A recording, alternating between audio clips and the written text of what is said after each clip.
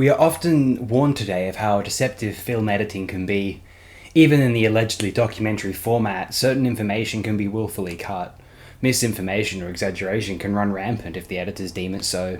The first ever documentary film, Flaherty's Nanook of the North, is an infamous falsification. Even the verite of Frederick Wiseman has been dismissed by the director himself, who claims that the finished films are always subject to his own personal interpretation of the production experience. Audiences are told by film critics to be wary of propaganda, to treat particular Chinese blockbusters as compressed ideology, or even certain Hollywood endeavours as glorifications of the American war machine. There was a time and place, however, when successful propaganda was the absolute ideal. Speaking of absolute idealism, this was a time and place where deceptive editing was not only considered valid, but potentially Hegelian. In the early Soviet Union, from Kuleshov's psychological experiments to Eisenstein's theories of image elevation rather than progression, if you will, montage was considered the nerve of cinema itself. Today, we will focus on Mr. Dziga Vertov, and more specifically upon his film The Donbass Symphony, also known by the title Enthusiasm. The Donbass Symphony is a 1931 early sound film experiment.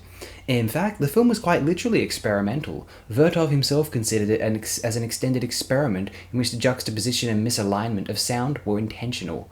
Often in the film, the noise of industry, of factories, and the general sound of machines are just as prominent, if not more so, in the score than the actual music, which includes a composition by one Nikolai Timofeev, titled Symphony of the Donbass, and the quote final chord unquote of Dmitri Shostakovich's The First of May.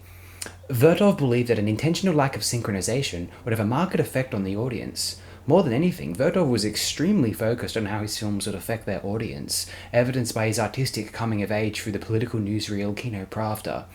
A great quotation from Stephen Lovell reads, "He turned the microphone into protagonist, just as earlier he had, in Man of a Movie Camera, made the camera his hero.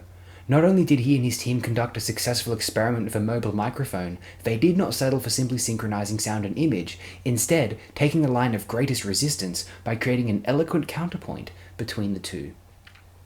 One imagines a film whose final form could only exist in the minds of the audience, wherein the associations, the bridges between the images and the sounds, noises, accompanying them can rely on memories and personal subjectified familiarity in order to make sense of them. The sounds of the machines invading images of human work and endeavour suggests the stated ideology of Vertov on his more famous Man of a Movie Camera, wherein he desired to, paraphrasing his brother Mikhail Kaufman, make peace between the actions of man and the actions of a machine, for them to be, in a sense, one. Depending on who you ask, the Donbass Symphony can be either split into 3 sections or just 2. John Mackay identifies an initial portion wherein the social ills of religion, complete for denunciation of the Pope as being chained to the church's money bag, and alcohol are dismissed and delegitimized, in lieu of and in favour of the implementation of socialism. In the alleged second portion is when the focus is placed on production within the Donbass region, followed by a final third when the Donbass's production is sent off to provide for other regions of the USSR.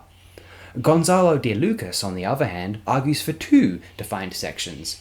Quote, "In the first part of the film, before we are hit by the barrage of new sounds of industrialization, Vertov creates a series of disjunction between the images and sounds of the immobile and decadent pre-socialist society entrenched in the old forms. Eventually, the montage shows how the old way has been formally superseded by the industrialized and socialist world." Unquote. Earlier, I mentioned how successful propaganda was a desired outcome for Soviet cinema. Unfortunately for Vertov, critics, and politicians for that matter, were rather divided as to whether the Donbass Symphony represented an effective piece of Soviet propaganda. While some critics apparently saw issue with what they perceived as an ineffective merging of sound and visuals, others were more opposed on ideological grounds. The film, according to John Mackay, was accused by some Bolshevik ideologues as being far too utopian. To dismiss or ignore the concept of class conflict, of continued proletarian struggle for revolutionary ideals.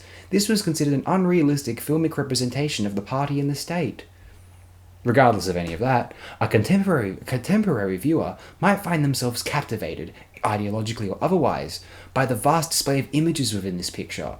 Vertov's images are as striking as ever, his photographic symmetry, his strange collages, and the coherent flow of images as though they were arranged by efficient assembly line machinery.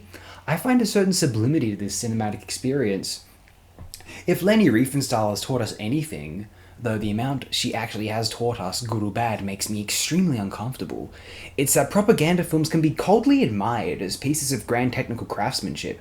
It is probably easier for most, or at least for myself, to admire the works of Soviet auteurs, as one might argue the consequences of Bolshevism were not inherent to Bolshevism as a belief, as opposed to Nazism, say.